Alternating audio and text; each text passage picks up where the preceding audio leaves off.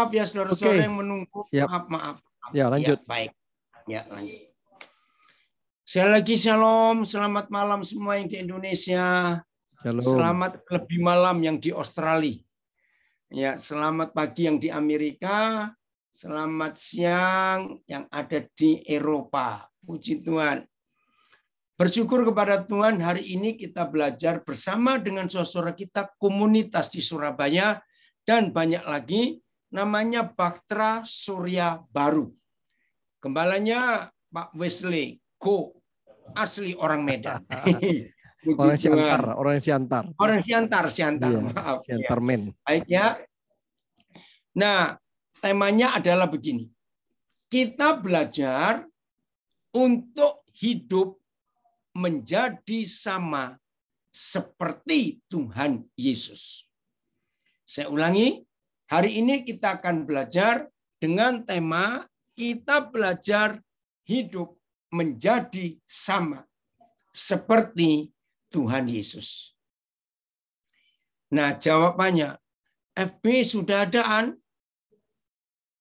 Aan coba lihat Facebooknya, sudah jalan kok.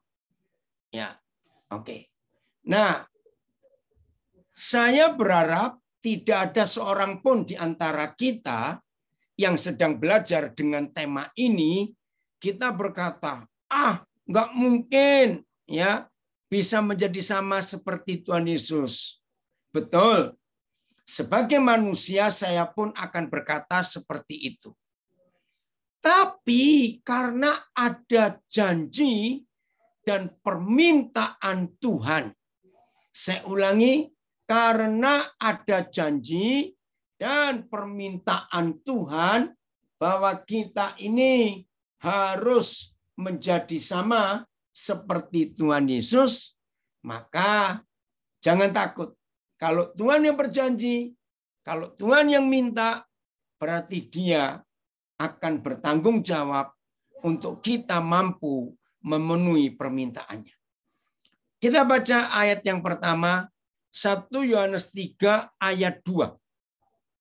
1 Yohanes 3 ayat 2. Nah, ada yang menampilkan Alkitab di Zoom? 1 Yohanes 3 ayat ini. 2. Enggak bisa ya? Paling di bawah aja. Paling di bawah aja. Enggak. Ada saudaramu dari Samarinda. Kamu bisa nampilkan Alkitab enggak? 1 Yohanes 3. Dikunci. Nah, itu Wesley bisa dibuka enggak? Yang itu biar nayangkan Alkitab. Yang mana namanya? Renold. An pakai nama siapa kamu, An? Aan? Aan ya? Hilang. Ya, Aan Renold sampai itu. Ada? Aan Arek An? ya? Bukan. Aduh. Aan? Aan Alexander. Iya, betul. Oke, saya jadikan co-host ya. Oh ya, boleh. Udah. An, bisa tampil?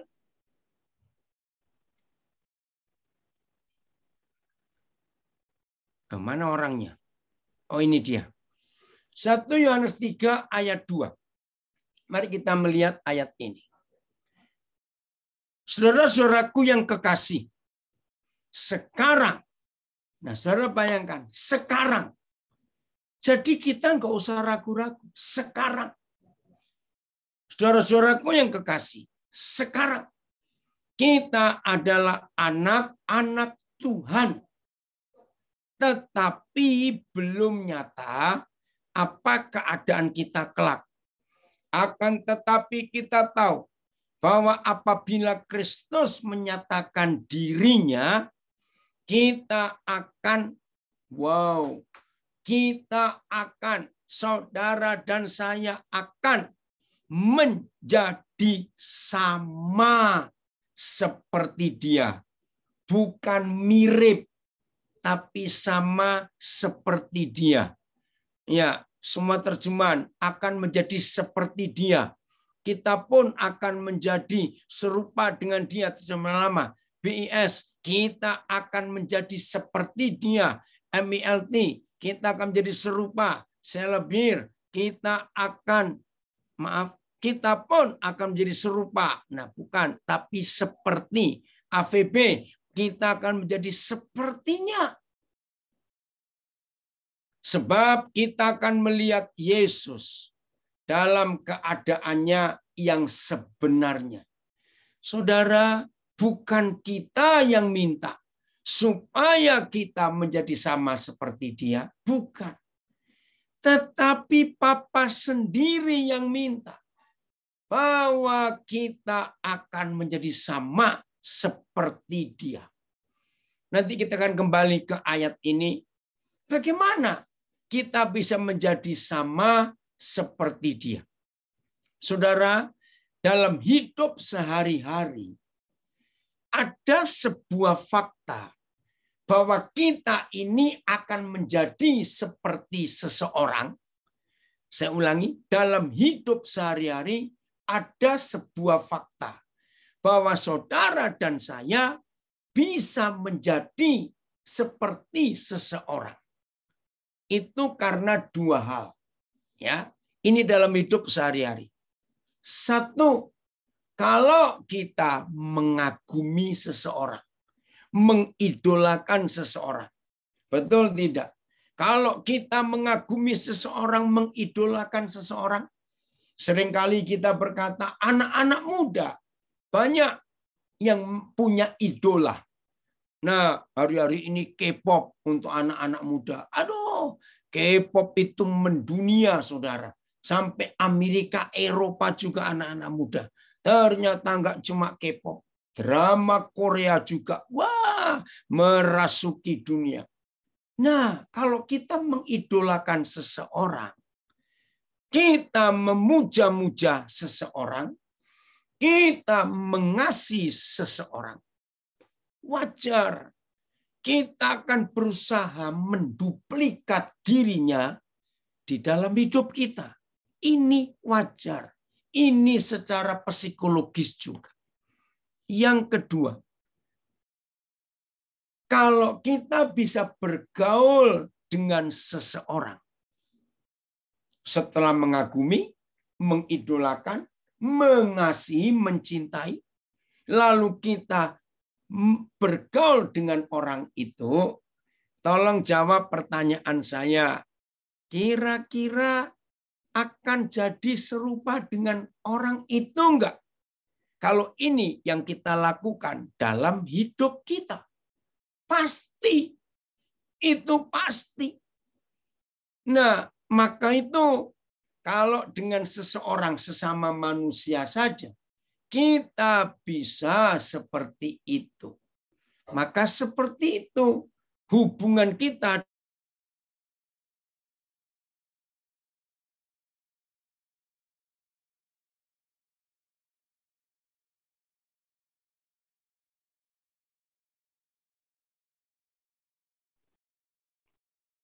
Ini macet ini. Nggak apa-apa, signal kita tunggu sebentar. Ya. Nggak tahu nih. Ya. Oke ya, saya lanjutkan. Jadi untuk bisa menyerupai seseorang, ya saya katakan lagi, untuk bisa menyerupai seseorang, maka kita perlu melakukan dua hal. Kita mengagumi, mengidolakan, memuja, dan mengasihi orang itu. Berarti kita berusaha untuk bisa meniru, ya, menjiplak, mengikuti, bahkan sampai gaya rambut, gaya pakaian. Sudahlah, kalau kita mengidolakan seseorang itu pasti kita berusaha untuk menjadi sama seperti orang itu. Nah, yang kedua, kita bergaul dengan dia. Nah, dua hal ini, maaf, pasti saya jamin, kalau dua hal ini ada di hidup kita terhadap Tuhan Yesus, maka otomatis dengan waktu yang tidak lama, maka kita akan jadi serupa dan lama-lama menjadi sama seperti Yesus. Pasti lakukan dua hal ini. Nah, kembali ke 1 Yohanes 3 ayat 2. ada satu kata, suatu sikap yang penting sekali. Mari kita lihat 1 Yohanes 3 ayat 2. Ya. Yang di Ternate, yang di Medan, puji Tuhan. Nah, saya ulangi lagi 1 Yohanes 3 ayat 2. Saudara-saudaraku yang kekasih, sekarang, jadi nggak main-main, sekarang kita adalah anak-anak Tuhan. Karena kita bertobat, percaya Dia, menerima Yesus, kita dibaptis, kita hidup benar di hadapan Dia. Adalah anak-anak Tuhan. Tetapi belum nyata apa keadaan kita kelak. Akan tetapi kita tahu. Tahu apa? Ini loh kalimat yang penting. Bahwa apabila Kristus menyatakan dirinya, Kristus menyatakan dirinya. Terjemahan lain ayatnya, kita tahu bahwa ketika Dia datang. Terjemahan lama, kita mengetahui bahwa jikalau Ia sudah nyata. BIS, namun kita tahu bahwa kalau Kristus datang, pakai kata ini, MILT, bahwa apabila Dia telah dinyatakan, selebir, jikalau kelak Al-Masih dinyatakan, AVB, tetapi kita tahu bahwa apabila Kristus datang, FAYH, ya, terima kasih. Sahabat-sahabat yang saya kasih, sekarang ini kita sudah menjadi anak-anak Tuhan. Tapi, maaf, mana ini? Tetapi, sebentar. Saya baca dulu ya. Sahabat-sahabat yang saya kasih, sekarang ini kita sudah menjadi anak-anak Tuhan. Kita tidak dapat membayangkan bagaimana keadaan kita kelak. Tetapi kita tahu bahwa apabila Ia datang, menyatakan diri tadi itu, maaf, kita akan menjadi seperti Dia. Puji Tuhan. Ya. Terjemahan apa ini, Kristo? Ya, coba saya tanya. Saudara niku kasih, sekarang kita, ya, tetapi seperti apa keadaan kita belumlah nampak. Namun kita tahu bahwa ketika Dia datang, pakai kata ketika Dia datang. Baik, saya akan pakai terjemahan baru. Apabila Kristus menyatakan dirinya. Saudara, mari kita pelajari. Siapa yang rajin menyatakan diri kepada kita? Saya ulangi. Siapa yang rajin menyatakan diri kepada kita? Dari pagi kita bangun, dan sepanjang hari kita beraktivitas, belajar, shopping, bekerja, dan macam-macam. Yang rajin menyatakan diri itu siapa? Ini yang kita perlu tahu. Nah, izinkan saya memberi beberapa contoh. Bisa nggak sosial media menyatakan diri kepada kita? Maaf ya, jangan tersinggung dulu. Bisa tidak sosial media menyatakan diri kepada kita? Justru tahun-tahun terakhir ini, saudara, ketika teknologi informasi makin hebat, ketika kecepatan informasi berkeliaran di seluruh dunia ini, bayangkan hanya hitungan detik.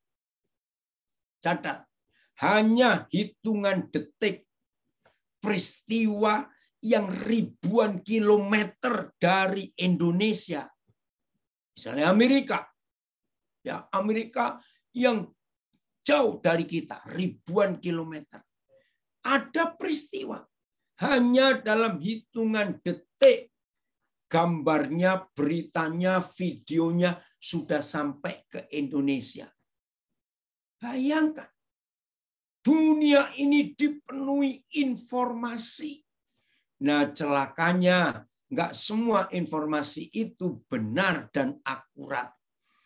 Apalagi dengan teknologi yang otak-atik komputer. Berita bisa dibolak-balik, gambar-gambar, video, foto-foto bisa diganti-ganti. Apalagi ada hackers ya, yang pembajak sosial media kita. Aduh, ngeri sekali. Ini dia. Maka itu siapa yang rajin nongol menyatakan diri kepada kita. Sosial media itu nomor 1. Pagi-pagi bangun nggak cari Tuhan. Pagi-pagi bangun tidak merenungkan kebenaran. Begitu melek mata cari HP-ku mana? HP-ku mana? Langsung buka sosial medianya. Mau tidur tidak merenungkan kasih Tuhan. Mau tidur walaupun capek, ngantuk. Ada yang berkata gini, aku mau ngecek Facebookku dulu. Satu Facebook dibuka. Percayalah, nggak akan stop. Akan nyambung terus. Itu fakta. Maka itu siapa yang rajin nongol di hidup kita. Yang rajin menyatakan diri di hidup kita. Berikut.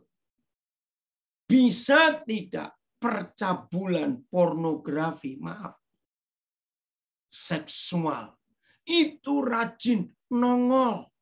Rajin menyatakan diri di hidup kita. Coba renungkan. Bisa saja.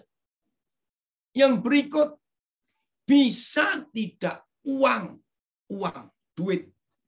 Rajin menyatakan diri kepada kita. Uang. Bisa tidak kebencian, dendam, kesumat, iri hati yang menyatakan diri kepada kita. Nah, siapa yang rajin nongol di hidup kita? Tahu kata nongol? Siapa yang rajin hadir, tampil, menyatakan diri di hidup kita? Dari beberapa yang saya baru sebutkan tadi, coba saudara temukan. Siapa lagi? Maka itu puji Tuhan. Kalau mulai detik ini, saudara dan saya mengambil keputusan. Aku hanya mau yang rajin menyatakan diri di hidupku. Hanya Yesus Kristus Tuhanku. Puji Tuhan. Oh Bapak ajaib. Maka kalau Tuhan Yesus Kristus rajin nongol, rajin menyatakan diri di hidup kita, berarti dalam waktu yang singkat, saudara dan saya pasti akan menjadi sama seperti Yesus. Karena dia rajin nongol di hidup kita. Kita izinkan dia. Coba kita lihat Mazmur 24 ayat 15. Mazmur 24 ayat 15. Kita akan lihat ayat itu.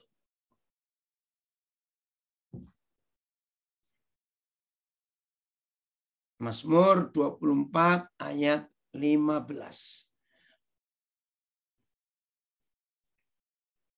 Sabar dulu. 15-an.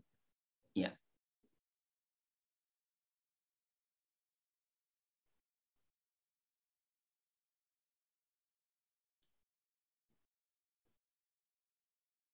Enggak ada. Maaf, atau saya salah?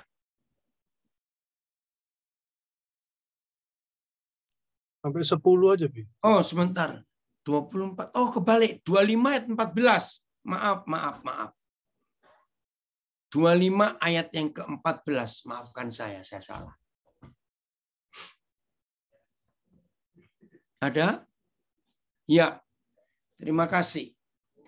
Mari kita renungkan firman ini. Yahweh bergaul karib. Keren ya? Kata bergaul karib. Enggak cuma bergaul. Karib itu dari bahasa Arab. Akrab, lengket, nempel. Yahweh bergaul karib dengan orang yang takut akan Dia. Terjemahan FAYH, persahabatan dengan Tuhan disediakan bagi orang-orang yang menghormati Dia. Hanya kepada mereka Ia memberitahukan rahasia janji-janjinya. Ya, terjemahan baru, Yahweh bergaul karib dengan orang yang takut akan Dia dan perjanjiannya diberitahukannya kepada mereka. AYT, nasihat Yahweh adalah bagi mereka yang takut akan Dia dan Dia akan memberitahukan perjanjiannya.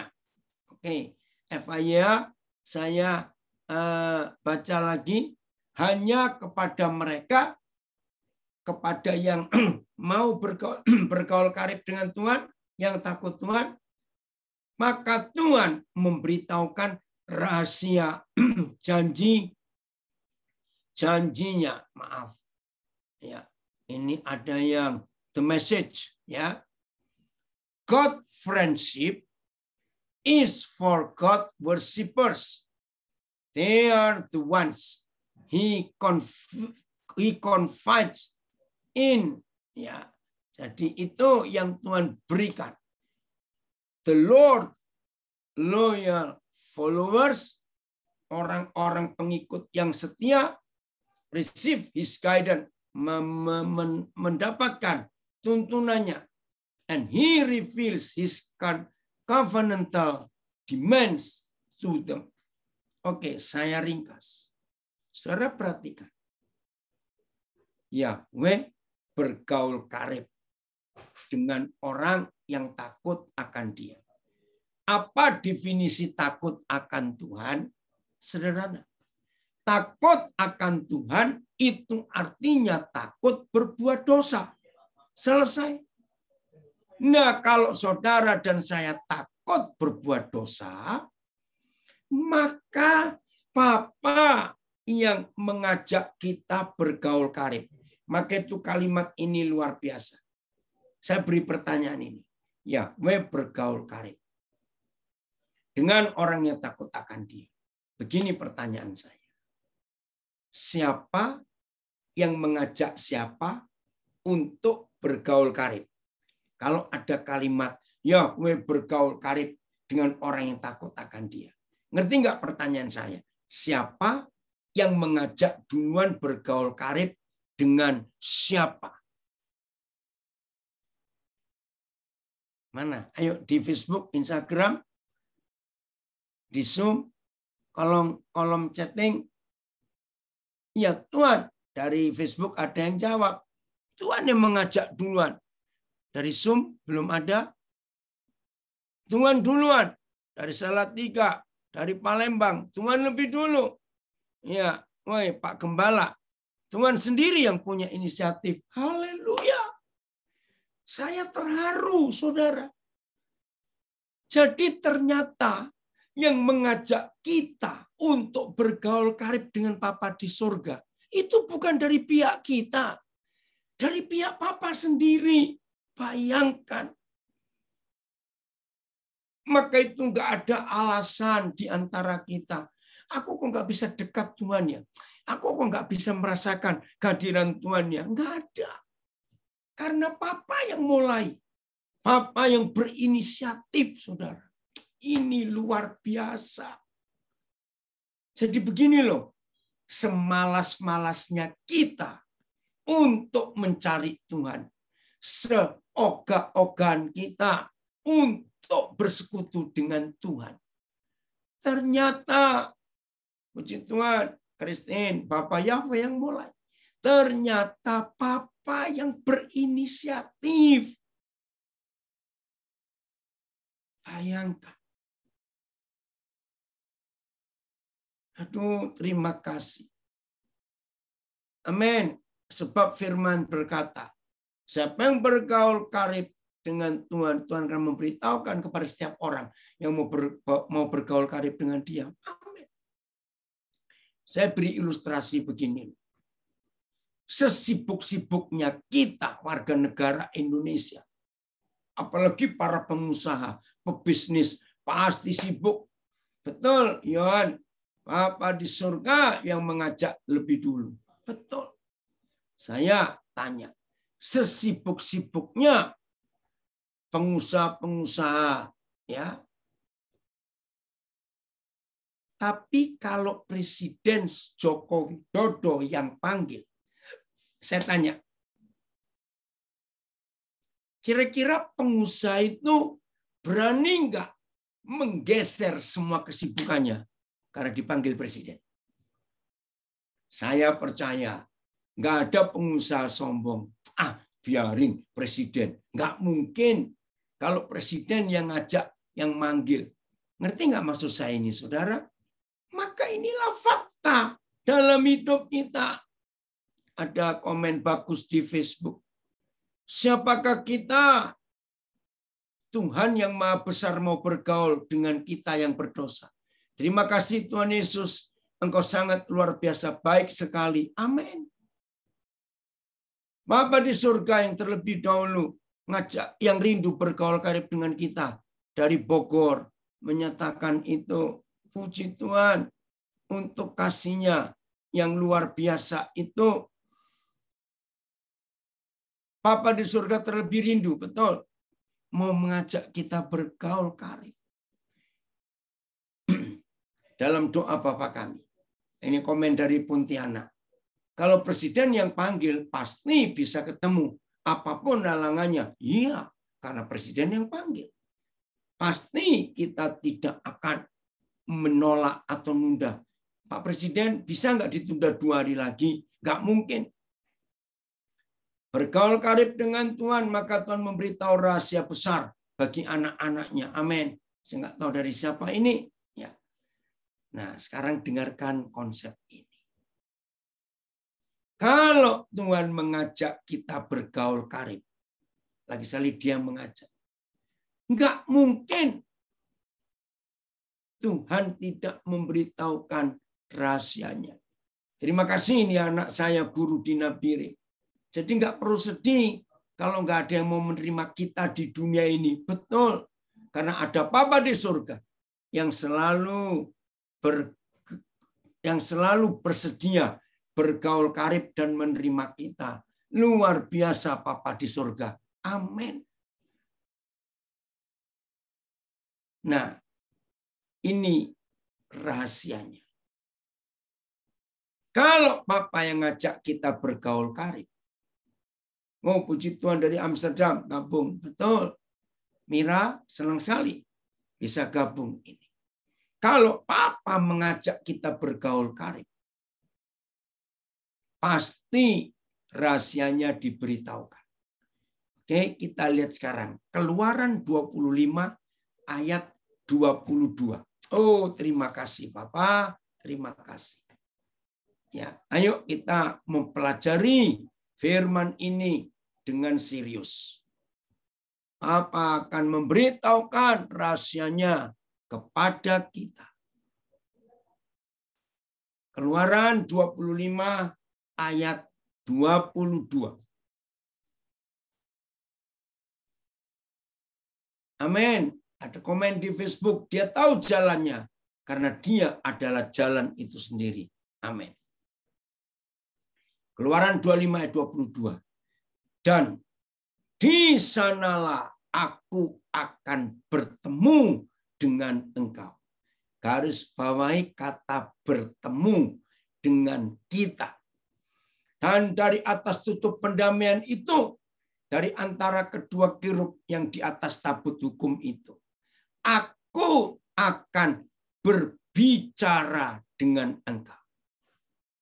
Tentang berapa hal? Wih, ini luar biasa.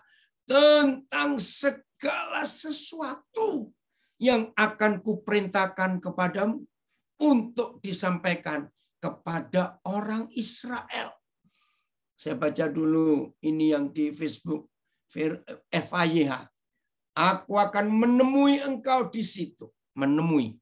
Dan berbicara dengan engkau dari atas tempat pengampunan. Ya, dari antara kedua kerub itu, tabut itu akan berisi hukum-hukum perjanjianku. Di situ aku akan memberitahukan hukum-hukumku bagi bangsa Israel. Amin. Kalau presiden panggil sesibuk apapun pasti berangkat. Tapi manusia diajak bergaul dengan Tuhan seringkali tawar-menawar. Sombong betul kita ini ya. Nah, saudara, maka itu kalau kita mempelajari Keluaran 25 ayat 22. Oh, dari Aglo, Maluku. Ya, puji Tuhan.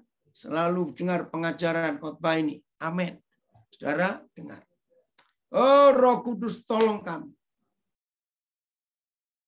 Kalau Papa selalu melakukan Keluaran 25 ayat 22, percayalah saudara dan saya pasti akan mudah untuk menjadi sama seperti Tuhan Yesus. Loh kok bisa? Keluarkan dua kata kerja ini. Bertemu dan berbicara. Dan berbicaranya nggak main-main tentang segala sesuatu. Oke. Terima kasih dari Nabire kirim ini. I will meet with you there. Meet. And from above the atonement lid. Ya. From between the two cherubim that are over the ark of the testimony. I will speak with you about all that I will command you for the Israelites. The message amplified. There, di sana, I will meet with you. And from above the mercy seat, from between the two cherubim that are upon the ark of the testimony, I will speak intimately. Nah, terjemahan amplified, speak intimately. Bicara hati ke hati, bicara muka bertemu muka. Ini terjemahan amplified. I will speak intimately with you. Oh, terima kasih. Of all which I will give you in commandment to the Israelites. Roh Kudus, hari ini kami bertobat. Mari semua kita bertobat mulai hari ini. Bahwa Bapa di surga yang punya inisiatif ngajak kita bertemu. Dan setelah dia bertemu kita, dia akan berbicara intim. Kata intimately itu bicaranya suami istri. Bayangkan, saudara. Maka itu suami istri yang hubungan intimnya intens, hubungan intimnya rajin. Pasti orang berkata, dan itu sudah bukan rahasia. Jodoh itu nampak di wajah suami istri itu. Yang tadi awal-awal menikah nggak mirip. Tapi kalau dua orang suami istri itu hidupnya rukun, harmonis. Setuju nggak saudara? Lama-lama dua orang itu bisa ada kemiripan loh. Aneh bukan? Tapi itu fakta. Terima kasih ya Raymond, kamu ngirim terjemahan amplified itu. Nah, kalau Tuhan rajin bertemu kita dan kita rajin bertemu Papa, lalu Tuhan rajin berbicara kepada kita tentang segala sesuatu. Saudara, masa lama-lama kita nggak mirip menyerupai dan akhirnya sama seperti Tuhan Yesus? Kalau tiap hari kita intim. Izinkan saya menerjemahkan Keluaran 25 ayat 22 dengan tegas, dengan tajam.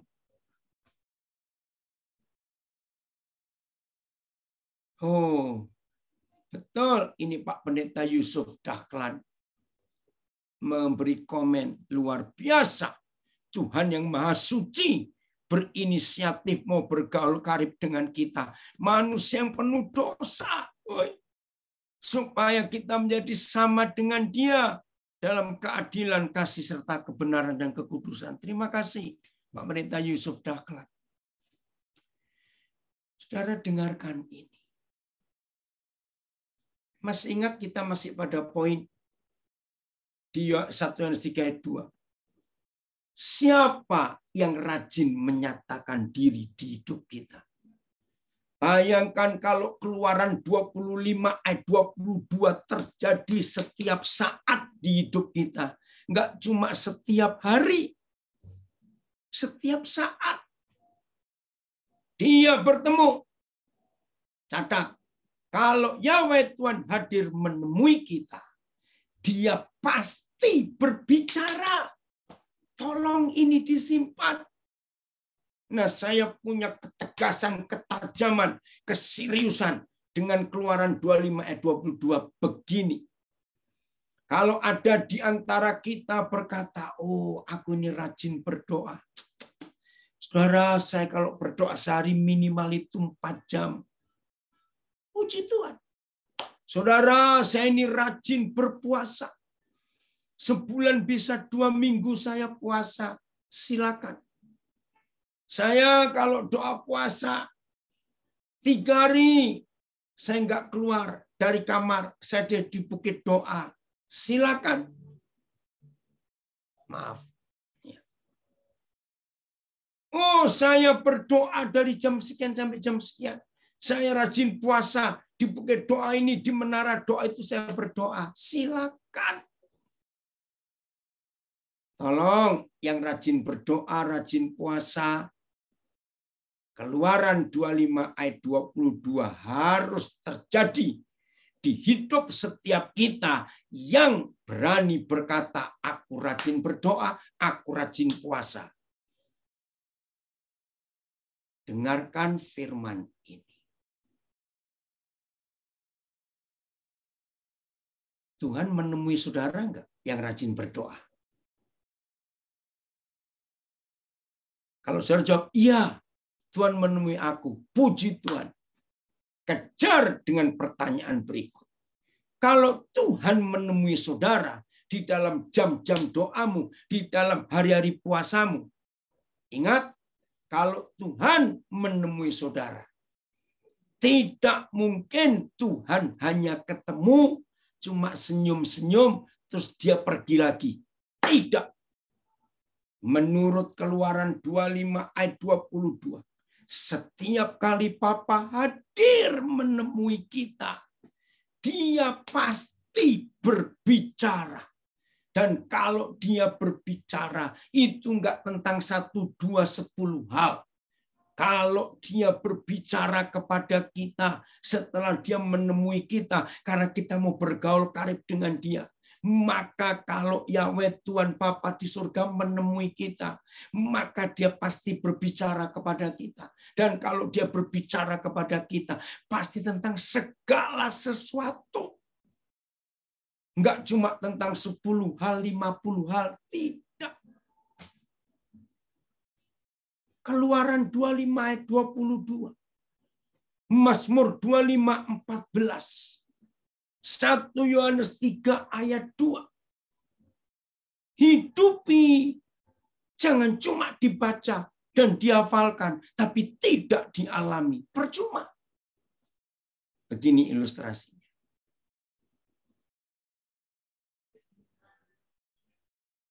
Satu hari saudara telepon seseorang karena saudara perlu saudara itu. Yang di rumah jawab, oh masih berdoa. Saudara telepon itu jam 8 pagi. Saudara sibuk. Ingat lagi, aduh, aku mesti ketemu dia. Telepon lagi jam 12. Oh, masih berdoa. Sudah 4 jam ini. Dan aku nggak tahu. Tadi saudaraku itu mulai doa jam berapa. Jam 4 sore. Jadi jam 8 saudara telepon masih berdoa. Jam 12 saudara telepon masih berdoa. Jam 4 sore saudara telepon lagi. Sama, masih berdoa. Ya udah, besok aja. Saudara nggak tahu jam berapa dia selesai berdoa. Besok pagi telepon akhirnya nyambung. Wih, kamu tuh kemarin doa lama sekali. Aku ini telepon kamu jam 8 pagi berdoa, jam 12 siang masih berdoa, jam 4 sore masih berdoa. Cerita begitu. Nah, saudara nggak tahu. Berarti sudah 8 jam itu toh. Jam 8 sampai jam 4. Nah, mulai jam berapa, selesai jam berapa, saudara nggak tanya. Maka saya pesan begini ya. Radikal, tajam, serius. Tidak boleh main-main. Pertanyaan pertama, kalau orang itu menjawab, sekian jam aku berdoa. Pertanyaan pertama, Tuhan bicara apa kepadamu? Kalau saudaramu jawab sambil tertawa, enggak bicara apa-apa itu. Langsung katakan kepada dia, pasti kamu tidur. Maaf. Masa 8 jam berdoa, Tuhan bertemu dan tidak bicara apa-apa? Silakan robek Alkitab saudara di Keluaran 25 ayat 22. Robek. Berarti Tuhan bohong. Serius. Ya, ada yang bertanya, kalau kita berdoa dan berharap, dan teman saya menjanjikan apa yang menjadi pergumulan saya, ntar, apakah itu salah atau bagaimana? Jangan berharap pada manusia. Yeremia 17 berkata, terkutuklah orang yang berharap kepada manusia. Harapnya itu kepada Tuhan. Ada yang jawab. Dari Siantar, capek doa, jadi tertidur. Ini loh konsepnya. Begitu pula saudara yang berkata, aku rajin puasa. Pertanyaannya sama. Mau berapa jam saudara puasa, mau berapa hari saudara puasa, itu enggak penting. Yang penting adalah apakah Tuhan yang menemui saudara yang sedang doa puasa itu, Tuhan berbicara sesuatu atau tidak. Lagi sekali Keluaran 25 ayat 22. Tidak boleh kita abaikan. Ada komen di Zoom. Segala puji dan hormat bagi Tuhan yang Maha Kudus. Dia mengendaki kita menjadi sempurna sama seperti Dia. Begitu luar biasanya Ia yang Maha Kudus dan mulia bersedia menjadi sama seperti kita. Betul. Tuhan Yesus yang lebih dulu menjadi sama seperti kita. Jadi saudara jangan main-main. Kalau Tuhan hadir, bertemu kita, dia pasti berbicara. Ini dia. Ada yang tanya sebentar ya.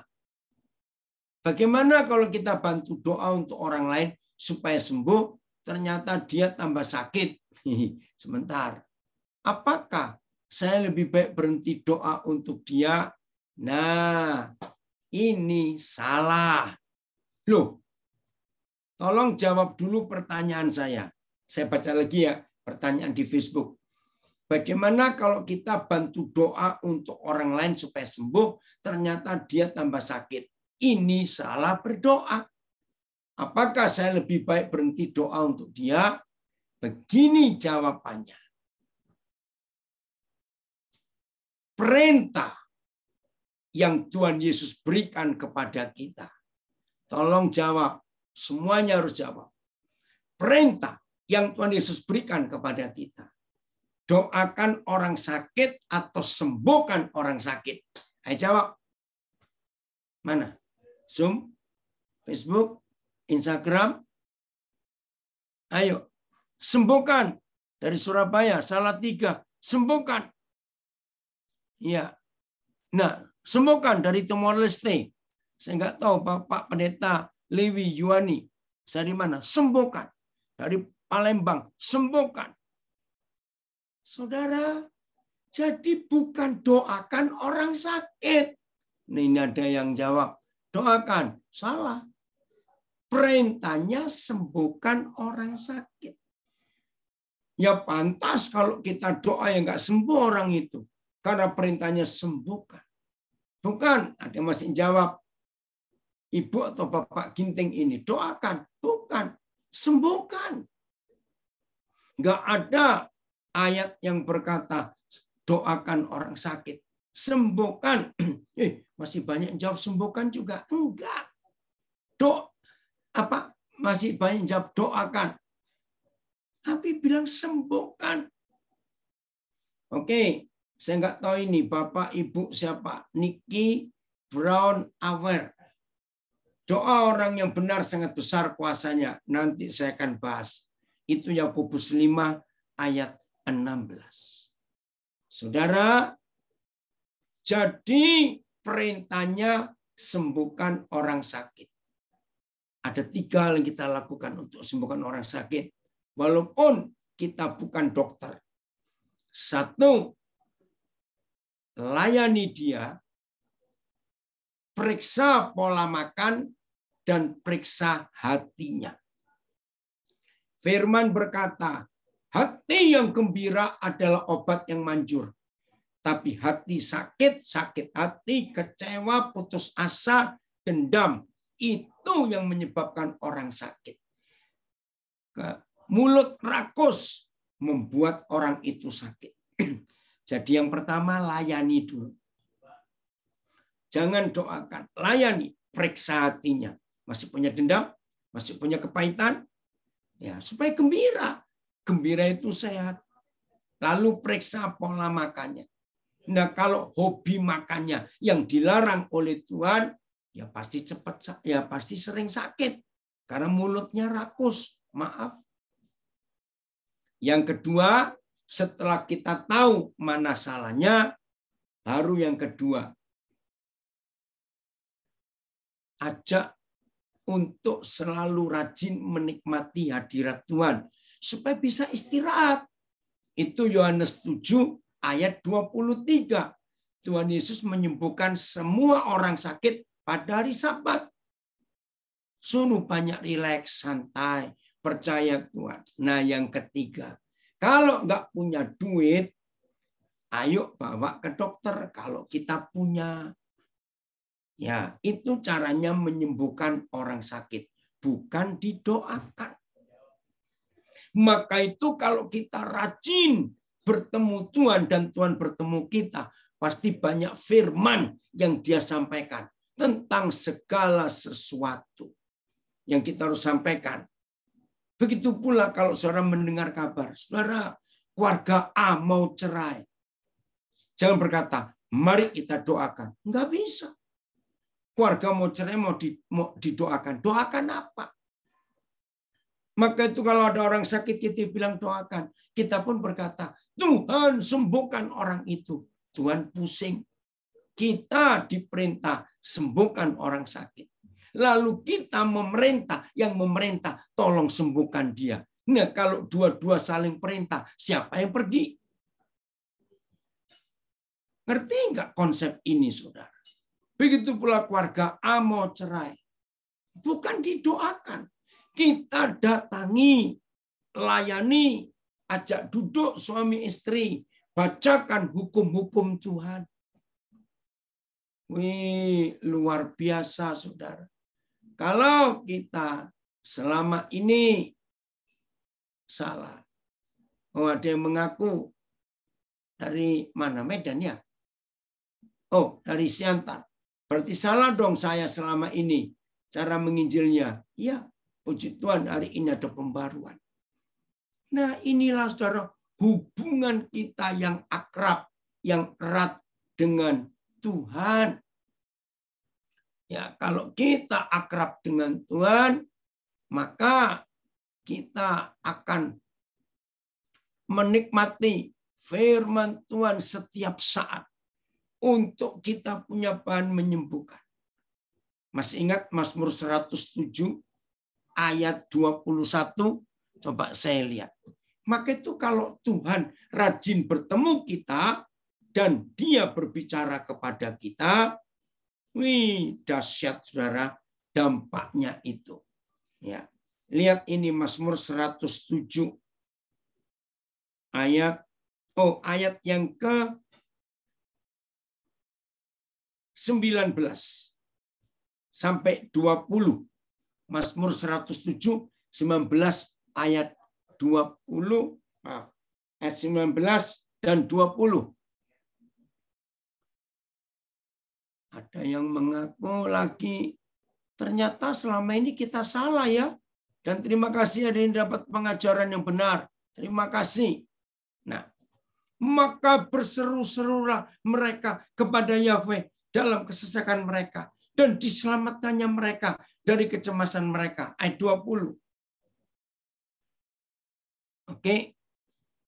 Disampaikannya firman-Nya dan disembuhkannya mereka.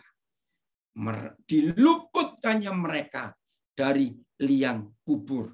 KYT, dia mengirimkan firman-Nya dan menyembuhkan mereka. Disuruhkannya firman-Nya serta disembuhkannya mereka.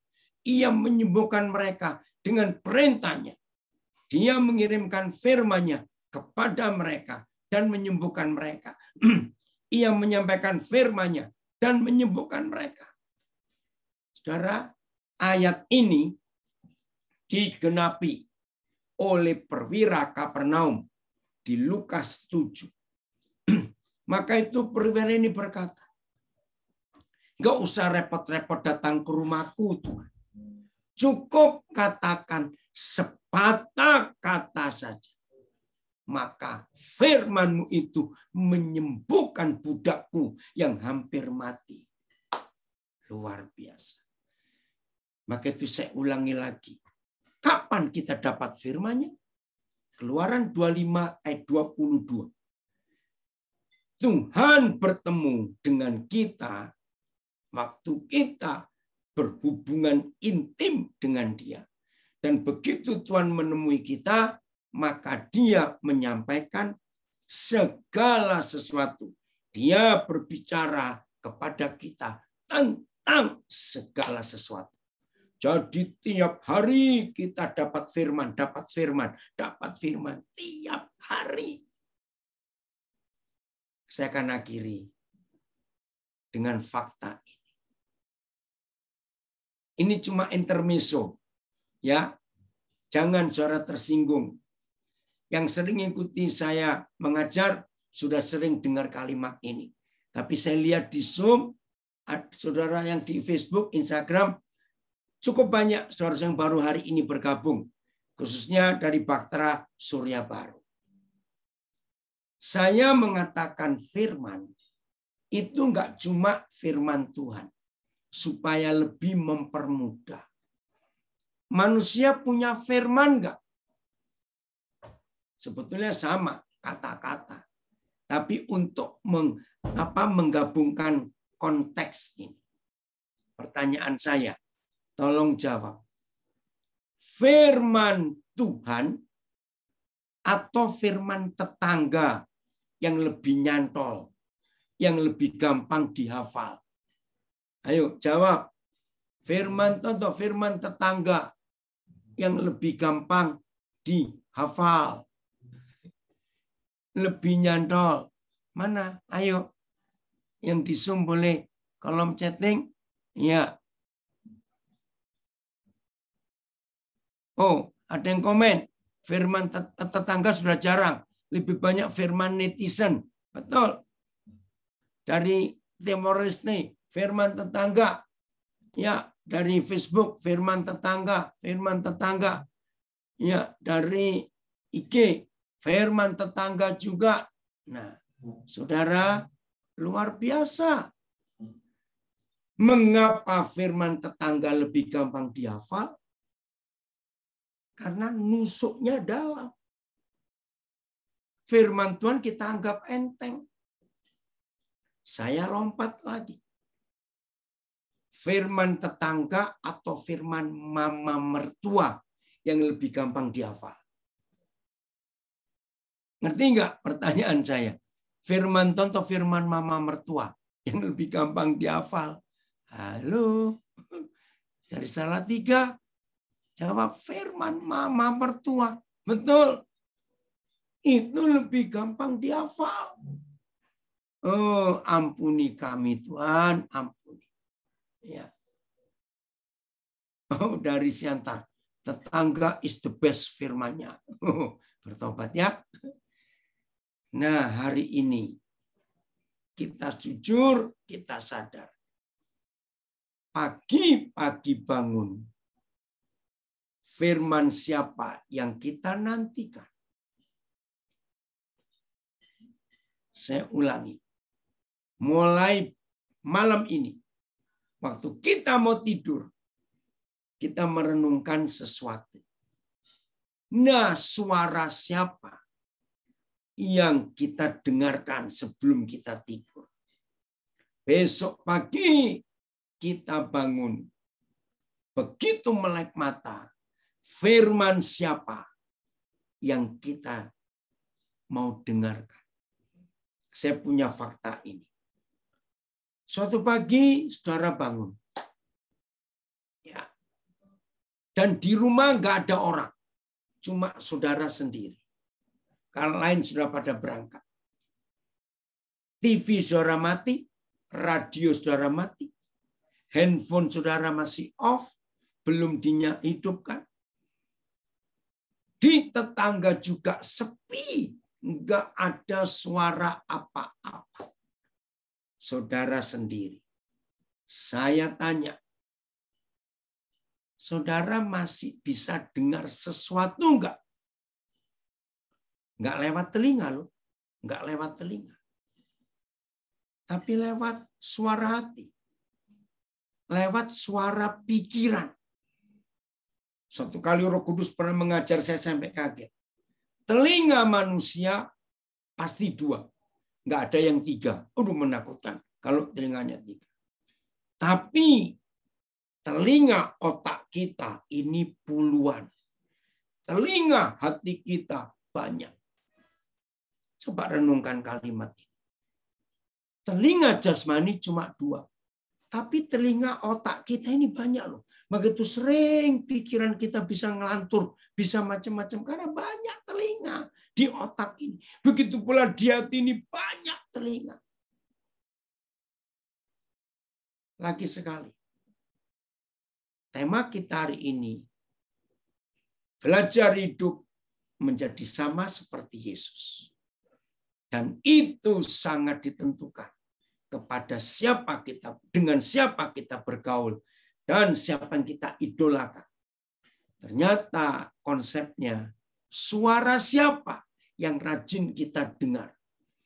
Terpujilah Tuhan. Kalau hari ini saudara dan saya mengambil keputusan, aku hanya mau dengar.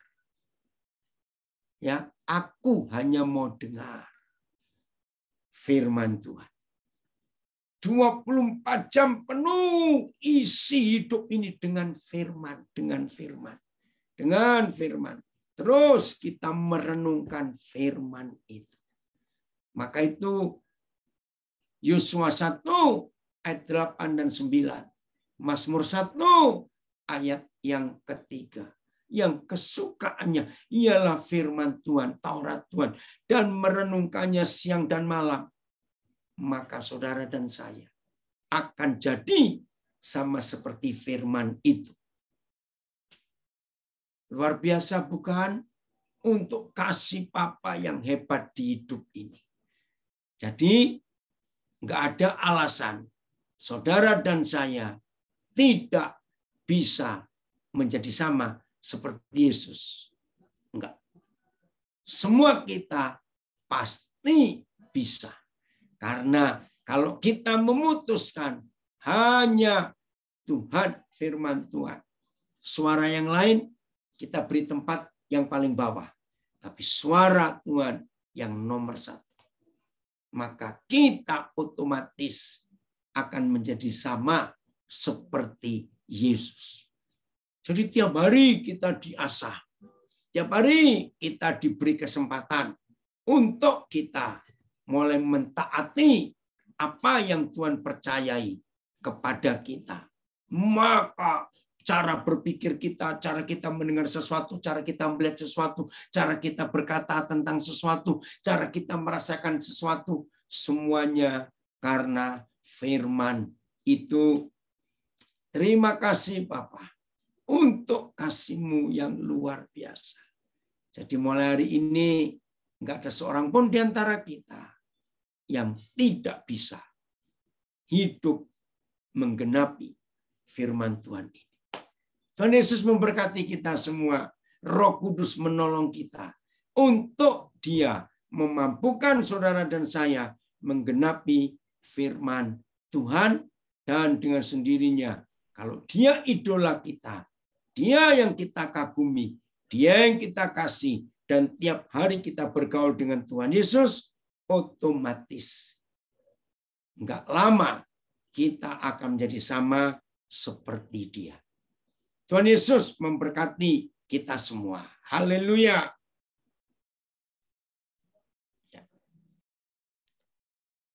Oke. Mic-nya masih mati, Papi. Mestinya ada salam dari Pauline. Pauline gabung sini. Woi, kok ada di ini? Bu Pauline iya, ada di lagi sama-sama. Enggak, ini di Jakarta bukan. Mestinya Papi lagi di Jakarta. Oh, Papi di Jakarta. Iya. Oh. Yang dari Aduh, Facebook. kangen ini. Kangen ini Bu Apa kabar Pauline Kak Pauline? Nah, itu Aan tuh. Oke. God bless.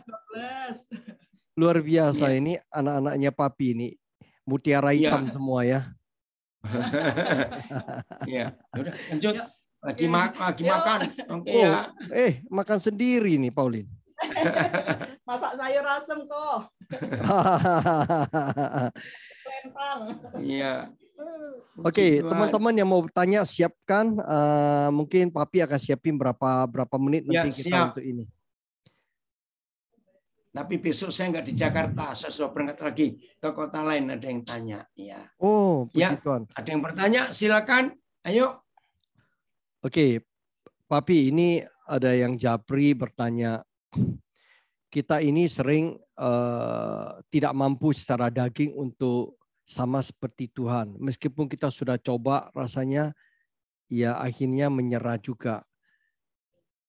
Tidak punya gairah, tidak punya sebuah kekuatan, ya kira-kira tidak punya ini. Kira-kira kuncinya, solusinya apa, Papi? Ya, sebentar. Wah, pertanyaan bagus sekali. Ya, bentar. Alkitab saya mana? Papi mau baca di 1 Petrus pasal 1. Jadi yang di Instagram dan di Facebook dengar pertanyaan tadi ya, rasanya nggak punya kekuatan untuk menjadi sama seperti Yesus. Boro-boro istilah orang Jakarta. Tiap hari rasanya hidup jatuh dalam dosa terus. Nah, ini jawaban saya. 1 Petrus pasal pertama. Ya, saya baca dulu sebentar, saya cari. Ayat yang ke-21.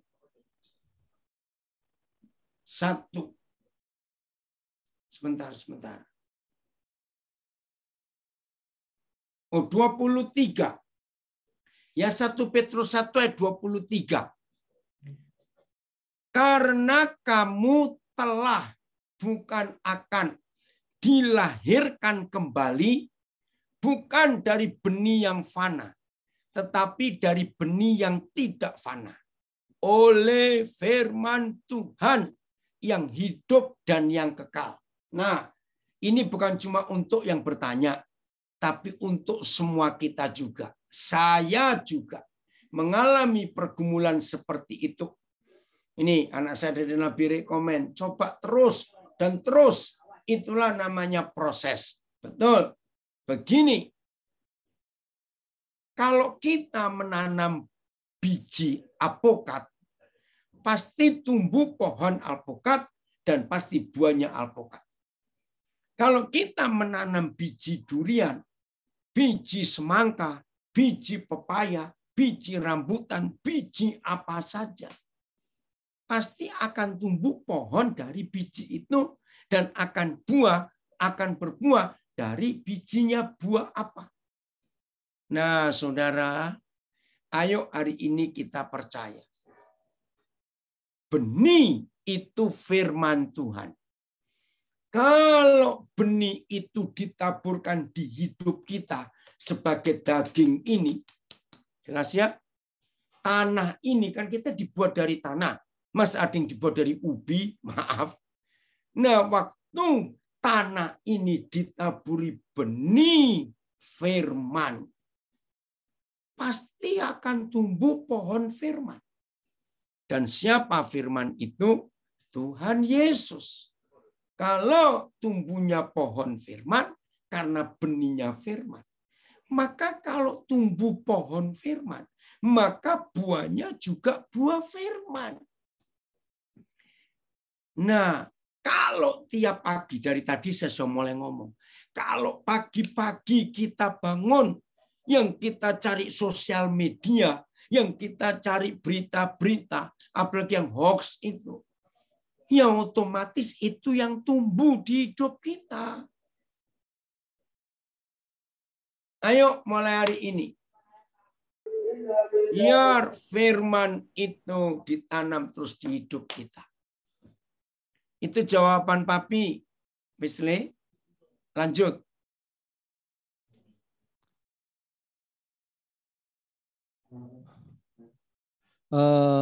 Mengenai pertanyaan bagaimana pandangan Papi tentang vaksin, apakah aman menerimanya? Ini pertanyaan setiap kali orang bertanya sama. Iya, saudara, makin hari kita makin dibuat pusing dengar berita vaksin. Tapi nggak tahu kenapa ya saudara, ketika muncul vaksin Nusantara, tiba-tiba hati saya seret. Wesley, jadi Papi nunggu vaksin Nusantara. Oh, sepakat. Udah, itu jawaban saya. Jangan didiskusikan. Karena kalau diskusi ini kasihan yang sudah terima vaksin. Jadi yang belum nunggu saja. Masalahnya Papi, ada teman-teman yang ada di instansi pemerintah yang mereka mau tidak mau harus dipaksa untuk vaksin. Ikut. Untuk baik itu Sinovac maupun AstraZeneca. Ya. Itu kan kita tahu AstraZeneca sangat keras ya. Nah, itu menurut Papi bagaimana? Diterima, ditolak atau bagaimana? Kalau bisa ditolak, tolaklah. Tapi kalau tidak bisa, terimalah. Saudara percaya darah Yesus sanggup menetralisir hidup kita. Itu ya, sepakat Papi. Oke. Amin. Ini ada yang mengatakan, wah sama Papi, saya juga merasa sejahtera dengan vaksin Nusantara. Ya. Amin. Jadi ada yang bertanya, bagaimana kalau vaksin itu ditunggangi oleh chip, gitu? Ya, itu yang saya sampai hari ini nggak bisa jelaskan soal itu. Ya, maka itu nggak usah bingung. Ya, kalau memang salam ke mereka. Ini ada Grace, anaknya Waldi, Pauline. Oh iya, shalom Grace. Ada. Ya, ketemu Surabaya lagi ya Grace ya. Ingat. Ya, makan kue tiaw apa Grace? Iya. Lagi makan mereka. Ya. Oke, God bless Grace. Oke. Pak, Papi ada pertanyaan. Ya, Papi mau tanya dengan penglihatan hamba Tuhan bahwa waktu pengangkatan hanya tinggal 3 tahun lagi. Mohon tanggapannya, Papi. Nggak ada ayatnya. Itu namanya penglihatan kan? Nah makanya jadi nggak usah dipercaya. Saudara, yang kita percaya yang tertulis. Jangan percaya tafsiran, jangan apalagi tentang akhir zaman. Sudahlah, yang penting kita hidup benar dan taat kepada firman. Selesai. Mau diangkat kapan? Urusan nanti. Yang penting hidup benar. Nah, jahatnya ya, Wesley. Dengarkan, jahatnya orang yang coba-coba ingin tahu. Contohnya, masih 3 tahun lagi. Maka orang seperti itu selama 2 tahun 11 bulan hidup dalam dosa. Begitu tiba sebulan yang terakhir sebelum 3 tahun, ayo bertobat. Karena sudah tahu kan 3 tahun.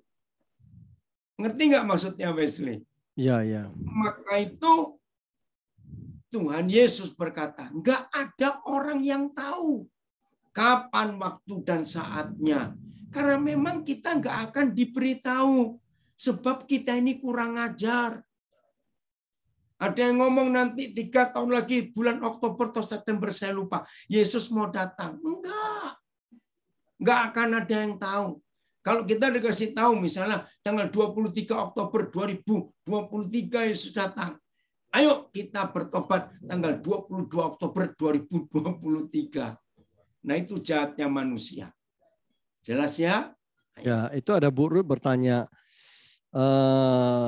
Papi, kita sebaiknya memanggil nama Tuhan itu Bapak Yahweh, jangan Allah, ya Papi ya?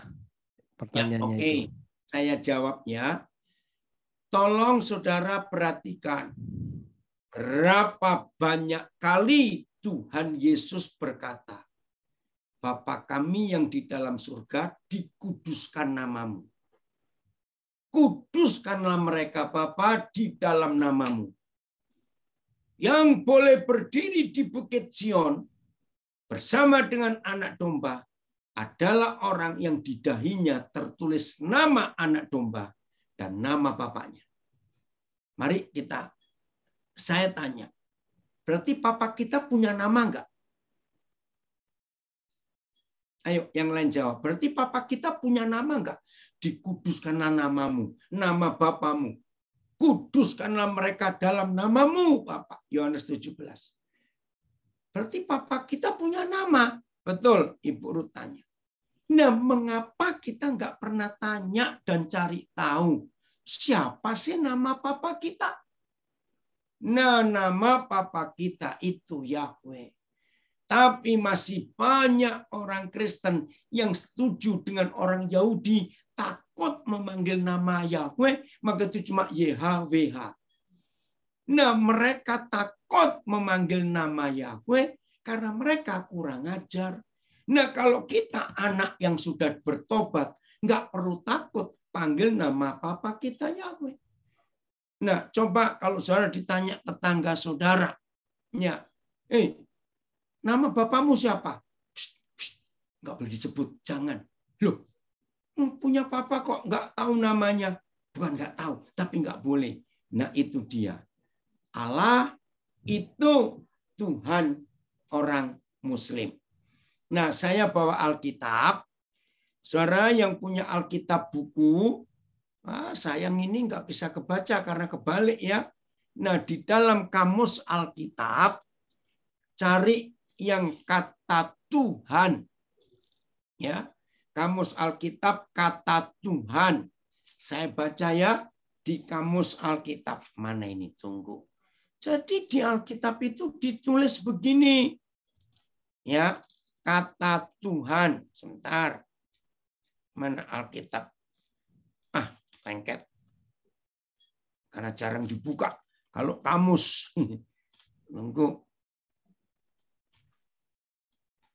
Nah, ini, nggak kebaca. Saya baca ya.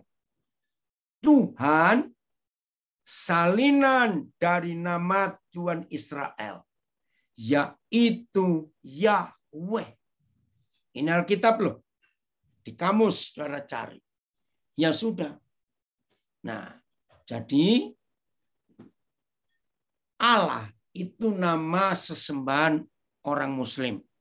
Hormati dan hargai. Lihat syahadat mereka. La ilaha illallah. Enggak ada Tuhan selain Allah. Ya sudah. Tapi saya enggak mau debat. Kalau saudara masih enggak percaya, enggak apa-apa. Silakan. Tapi saya sudah kenal. Siapa nama papa saya? Yahweh. Saya panggil dia begitu. Oke, lanjut. Kalau Alkitab kan mencetak LIA ya, Lembaga Alkitab Indonesia. Ya, LAI, itu masih betul. sebagai kata Allah gitu, Opi. Ya, Kenapa tidak itu dirubah? salah. Itu salah. Coba periksa. Satu-satunya kitab suci kita yang ada nama Allah itu cuma Alkitab di Indonesia. Di seluruh dunia tidak ada. Coba saya tanya, lagi saya dengan debatnya. Masing-masing agama punya nama Tuhan enggak?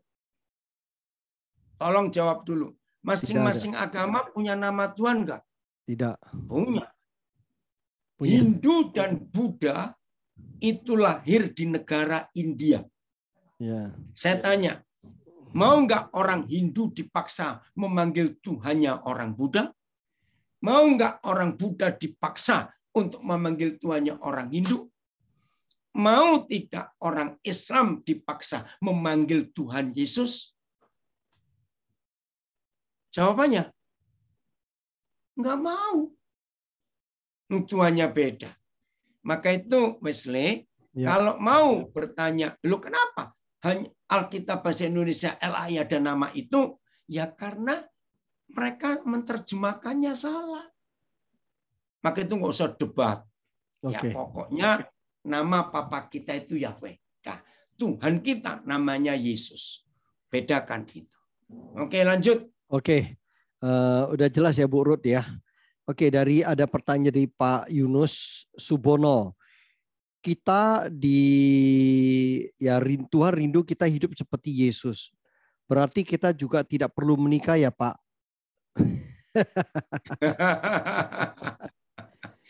Iya. Ya jadi, itu saya kira itu pertanyaan atau pernyataan? Ya pertanyaan. Kalau menikah aja. ada ayatnya.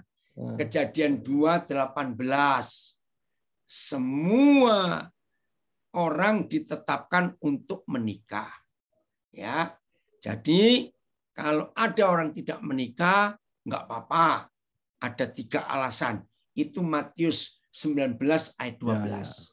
Ya, jadi kalau mau nggak menikah nggak apa-apa. Tuhan hargai juga. Tapi jangan aneh-aneh. Gitu. Ya. Oke, lanjut. Kembali lagi. Bisakah kita panggil Bapak kita sebagai Jehovah? Ya, boleh. Ya Jehovah Jireh, El Gibor. Karena itu yang diberikan Tuhan sebagai rema dalam hidup kita. Nah, saudara, ini nama pangkat, sebutan. Jehovah Jireh, Jehovah Shalom. Jehovah sebetulnya sama. Ya, Jehovah Shammah, Jehovah Sidkenu. Ya.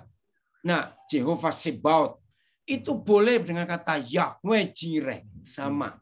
Yahweh El Gibor. Yahweh Sebaot. Yahweh Rafa. Boleh. Adonai. Yahweh Adonai. Ya. Boleh. Nggak apa-apa. Tapi kalau nama tetap Yahweh. Ya. Tapi ini yang menjadi suatu pertentangan di dunia teologi ya, Papi ya? Iya, tentang betul. Nama yang Yahweh ini. Iya. Tapi ya kenapa sih? Di Secara Alkitab majority itu, belum bisa menerima. Iya, betul. Nggak apa-apa. Biarin saja. Nanti lama-lama kan ketahuan. Kebenaran itu nggak akan disembunyikan. Nah, kalau Wesley tanya Papi, kenapa Papi nyebut nama ini? Saudara, saya punya pengalaman pribadi. Bulan puasa tahun 1988. Catat. Jadi cukup lama. Saya hari itu beli koran Jawa Pos.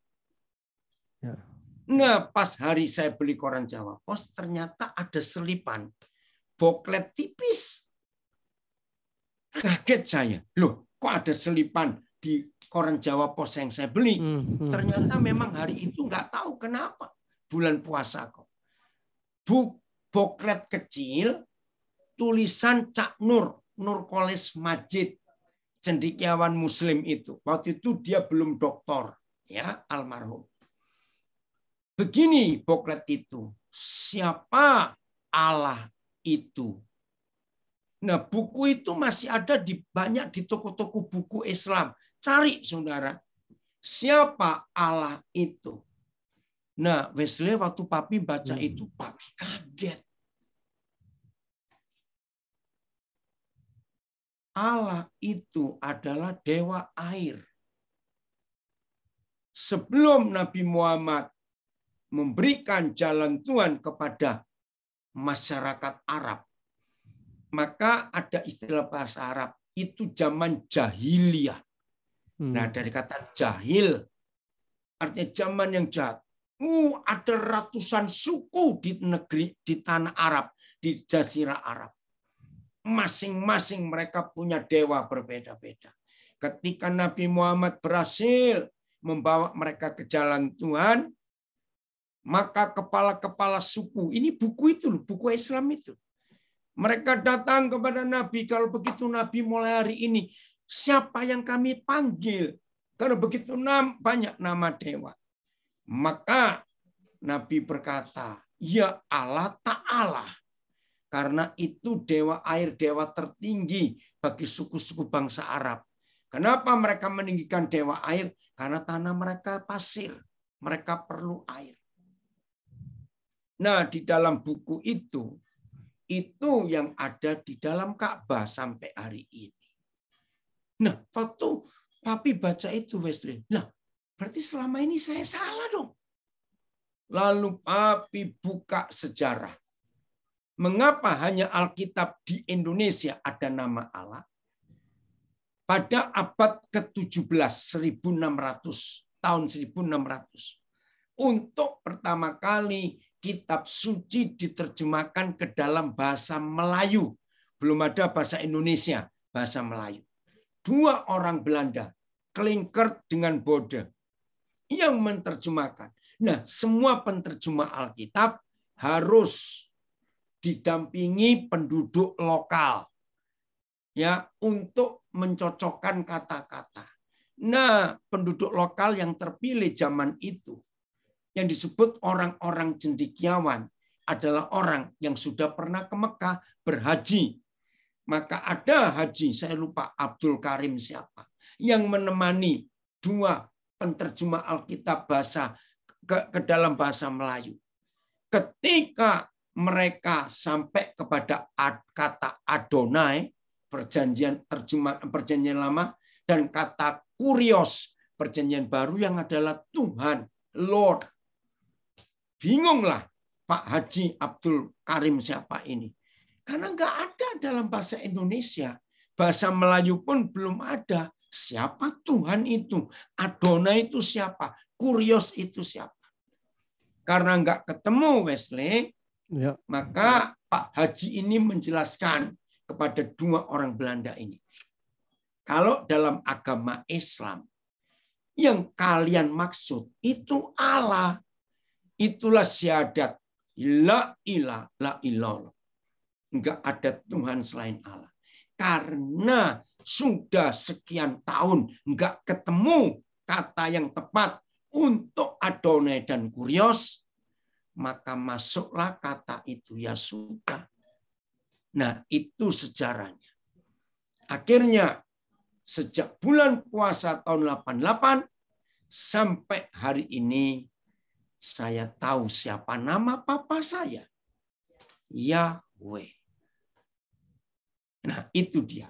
Saudara cari buku-buku Islam, siapa Allah itu. Akan tahu. Oke, lanjut. Oke. Terima kasih untuk Aan. Tadi telah men-share untuk link-linknya tadi dia dikasih. Mungkin kita boleh menambahkan tambah wawasan mengenai nama Bapa kita. Saya percaya di sana banyak penguraian. Terus sih pertanyaan satu. Saat Nabi Elisa naik ke Betel, di 2 Raja-Raja 2, 23-25, ada anak-anak 40 orang mencemooh dengan berkata, naiklah botak, karena Elisa mengutuk, kemudian datang beruang, mencabik-cabik ke 42 orang itu selalu mati. Sekarang apakah pertanyaannya, apakah diperbolehkan seorang hamba Tuhan mengutuk? Bahkan bukankah kita harus mengucapkan berkat? Bagaimana sudut pandang Pendeta Daniel dalam hal ini? Terima kasih. Oke, ya, tidak boleh di zaman Perjanjian Baru kita mengutuk. Ya, loh, kenapa Perjanjian Lama boleh begini, saudara? Selama Perjanjian Lama ditulis dan zaman Perjanjian Lama itu masih anak-anak. Kalau anak-anak tidak didisiplin, racun nggak ditulis racun, tapi diperhalus, mati itu anak-anak. Maka itu perjanjian lama sepertinya Tuhan kita sadis. Salah bunuh, tidak ada ampun. Karena anak-anak harus didisiplin.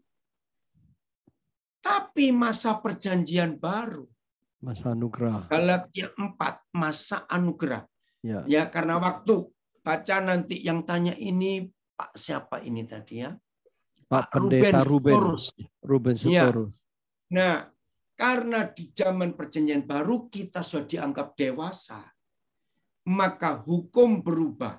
Nah, inilah jembatan. Perjanjian lama ke perjanjian baru jembatannya di 1 Korintus 6 ayat 12. Tayangkan. 1 Korintus 6 ayat 12. Ini jembatan perjanjian lama ke perjanjian baru. Bukan Tuhan berubah, kitanya yang sudah dewasa. Ya, 1 Korintus 6 ayat 12. Maka itu di perjanjian baru nggak ada kata jangan, awas, tidak boleh, harus, tidak ada. Dalam perjanjian baru terserah kamu, karena kamu sudah dewasa, ngerti sendiri. Segala sesuatu halal bagiku, tetapi bukan semuanya berguna. Segala sesuatu halal bagiku, tetapi aku tidak membiarkan diriku diperhamba oleh suatu apapun. AYT. Semua hal diperbolehkan bagiku. Nah, kan aneh. Mengapa dihukum Taurat? Oh, banyak hal yang nggak boleh. Tapi kok perjanjian baru semua hal diperbolehkan bagiku. Tapi tidak semuanya berguna. Memang semua hal diperbolehkan bagiku. Tetapi aku tidak mau diperhamba oleh apapun. Karena kita sudah dewasa. Galatia 4. Cepat. Satu terjemahan. Galatia pasal 4. Mulai ayat 1. Ya. Ini firman Tuhan luar biasa. Galatia 4. Oke. NET. All things are lawful for me. Semuanya boleh sesuai hukum. Ya, but not everything is beneficial. Betul, ya. Yang dimaksud ialah selama seorang ahli waris belum akil balik, sedikit pun ia tidak berbeda dengan seorang hamba. Sungguh pun ia adalah tuan dari segala sesuatu. Nah, itu perjanjian lama. Masih anak-anak. Tetapi ia berada di bawah perwalian. Orang Jawa bilang ada yang ngemong, yang mengawasi, ya, yang mengasuh, ya. Dan maaf saya baca ayat 2. Tetapi ia berada di bawah perwalian dan pengawasan, Galatia 4, sampai pada saat yang telah ditentukan oleh bapaknya. Nah, jadi kalau masih anak-anak, ada yang ngawasi, ada yang ngemong, ada yang membimbing, ada yang menuntun. Pasti awas itu lubang. Jangan dipegang, itu api. Aduh, awas itu tajam. Aduh, hati-hati. Tapi setelah kita dewasa, nggak lucu kalau masih diberitahu merokok itu dosa, berzina itu dosa. Kalau kita sudah dewasa, nggak perlu. Narkoba itu dosa. Maka itu setelah kita dewasa, perjanjian baru, Tuhan menyerahkan kepada kita. Silakan kamu milih. Mana yang berguna buat kamu. Mana yang bisa membelenggu, mengikat kamu. Nah, itu jawabannya ya untuk Pak Sitorus. Bedanya di situ. Oke, lanjut. Oke, Papi terakhir mungkin ya, karena udah waktu. Bu Ruth bertanya, Papi kalau manggil Tuhan Yesus dalam bahasa Tuhan Yesus bahasa Yunaninya tak apa-apa ya Pak? Gak harus Adonai Yeshua Hamashiach Hebrew. Nggak usah. Kalau Yesus itu kan masing-masing. Contoh, Petrus bahasa Indonesia. Peter bahasa Inggris. Ya. Iya. Bahasa Arab Butros itu Petrus. Oh. Bahasa Prancis Butros. Pierre. Butros itu bahasa Makassar. Arab. Bahasa Makassar apa itu? Buros. Oh, lain buras. Oh, buras ya. Iya. Maka itu dulu pernah ada Sekjen PBB Butros sekali. Ya, Itu buros kan. artinya Petrus, anaknya Pak Petrus sekali. Nah, jadi nggak apa-apa nama itu. Yohanes bahasa Indonesia. Yokanan bahasa Jawa. John bahasa Inggris. Nggak Pedro Timor Leste. Iya, Pedro itu bahasa Spanyol. Spanyol Iya. Iya, oke. Jadi kalau Yesus, Yesua nggak apa-apa. Tapi Yahweh itu nama lain. Begitu. Ya, ini masalahnya kalau Yahweh ini menjadi agak sulit, Papi. Wesley merasakan juga karena mau ngucap Yahweh di dalam ya harus dijelasin seperti Papi lah. Baru jemaat bisa tahu benar artinya ini karena dalam nyanyinya juga banyak Allahku luar biasa, Allah keluar kan. Nah, Allah banyak Allahnya. Jadi nyanyian banyak Alkitab iya. Yang kita rubah, Papi sudah merubah sejak tahun 88. Oh iya. Nah, iya. Kalau yang punya Alkitab bahasa Mandarin lebih jelas. Jehovah. Iya, Yahuwah. Ya, semua ada kata itu. Yehovah. Iya, Yehova. Jadi iya, betul. Kata Tuhan di dalam bahasa Indonesia harusnya Yahweh. Ya, Yehova. Kata Allah harusnya Jua, bahasa Mandarinnya Ju, Lord, itu Tuhan. Berarti Jehovah boleh ya? Enggak Yahweh, Jehovah ya. Enggak apa-apa, iya. Paling bagus panggilnya ayah, bapak ya. Ya, Bapak, boleh. Bapak di surga. Iya, enggak apa-apa. Oke. Tapi baik. tetap punya nama. Itu aja. Ya, baik Papi. Ya. Berikan kita blessing. Kita tutup ya Papi ya. Ya, next month ketemu lagi Papi. Siap. Ya. Oke, Papi. Ini menguntungkan. Oh, iya. Boleh. Kita terima blessing dari Papi Daniel. Silakan kita satukan hati kita. Bapa yang baik, kami bersyukur kepadamu. Terima kasih untuk keluarga Bapak Gembala Wesley Go. Amin. Untuk komunitas Bahtera Surya Baru. Amin. Berkati mereka. Hati mereka untuk orang-orang susah luar biasa. Ya. Secara rutin anak-anak ini memberi makan orang lapar di sekitar Surabaya. Ya, menyantuni orang-orang susah. Ya. Berkati mereka. Supaya lebih banyak orang yang bisa dijangkau. Yes. Begitu pula semua kami yang mendengar firman hari ini. Bapak, kalau masih ada di antara kami yang ragu-ragu, apa mungkin aku bisa jadi sama seperti Yesus? Karena latar belakangku rusak, latar belakangku jahat. Hari ini, Papa, yakinkan setiap kami, bukan kami yang rindu untuk menjadi sama seperti Tuhan Yesus. Tapi Papa yang rindu, supaya kami menjadi sama seperti Tuhan Yesus. Terima kasih untuk kerinduan itu yang dimulai bukan dari diri kami, tapi dari hati Papa di surga. Amin. Tidak ada seorang pun di antara kami yang meragukan prinsip ini. Bahwa suatu hari nanti, pasti kami semua yang percaya kepada Tuhan Yesus akan menjadi sama seperti Tuhan Yesus. Karena itu kerinduan Papa. Terima kasih ada Roh Kudus yang sanggup membimbing, menuntun kami sampai kami jadi pemenang. Ada cukup banyak gembala yang hadir dalam pelajaran malam ini. Tolong kami, Tuhan Yesus, Gembala Agung kami, supaya kami para gembala mampu mengembalakan jemaat yang Tuhan percayakan. Amin. Walaupun di pandemik ini, jemaat tetap setia dan kami mampu jadi gembala buat mereka.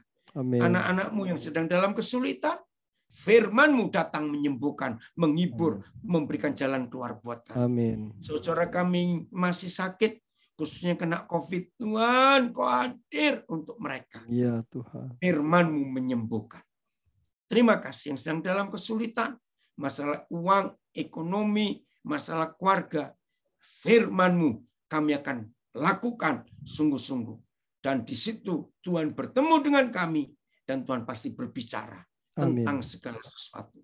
Memberkati suami istri, ayah ibu, para janda, duda, anak-anak. Tuhan memberkati semuanya supaya kami jadi berkat. Amin. Saudara, terimalah berkat dari Yahweh Tuhan kita yang setia, yang kasih-Nya kekal. Terimalah anugerah dari kuasa karya salib Tuhan Yesus Kristus. Pengampunannya dahsyat untuk kita. Darah Yesus tetap berkuasa sampai hari ini. Kita diampuni, kita disucikan. Terimalah benih firman ini yang ditanam di tanah daging kita. Amin. Maka tumbuh pohon firman dan lahir buah firman, yaitu Tuhan Yesus. Amin. Hiduplah taat kepada pimpinan tuntunan Roh Kudus, Ya. maka kita nggak akan tersesat dalam perjalanan hidup iman kita. Ya. Inilah kasih sayang dari Bapa di surga. Semua berkat ini jadi milik kita di dalam nama Tuhan Yesus Kristus. Haleluya.